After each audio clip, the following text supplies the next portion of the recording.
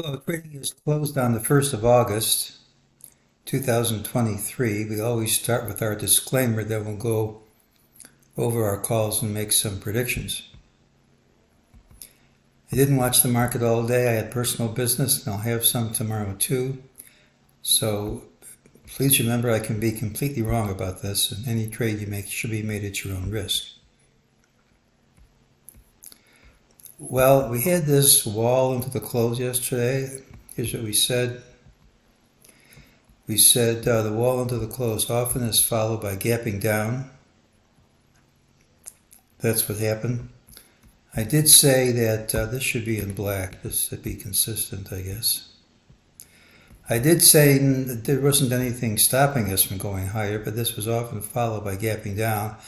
And if we gap down under this low, I'd expect some sort of follow through. Well, we gapped. We promptly undercut that low, which is good enough. And we did get follow through. It's not quite as much as I was expecting, but it is follow through. And based on futures, we're going to get more than this. But I don't count what happens in futures. I just look at regular trading hours. This was the pattern with the early high, and tomorrow should be the pattern with the early low. During the day, MEJT said this drop wouldn't stick, prices have retraced. Said this rally wouldn't stick, prices retraced, that's all played out. I used to have a computer program to identify certain patterns, and before I had the program, I would have called this an ultimate sell signal. And I would say we got the minimum, and almost always we got more. But I would just eyeball the patterns, and I can't have computers eyeball patterns.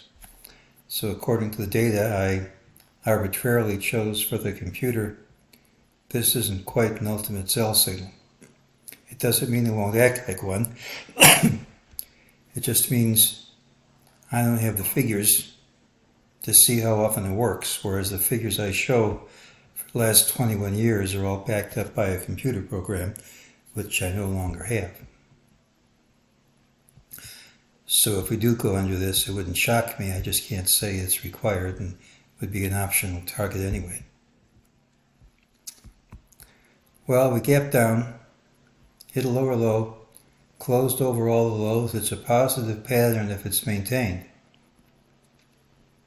Now, it isn't good that you couldn't take out any of these highs after rallying all day. You could say that would negate the pattern. But still, if we don't gap down smartly, that's a positive pattern. However, futures are down quite smartly as I'm recording this. And if there is a gap down, that just kills the whole pattern before the open. Wednesday's pattern has early low. Doesn't mean you won't gap up. Typically, it's a rally day with a high in the final hour.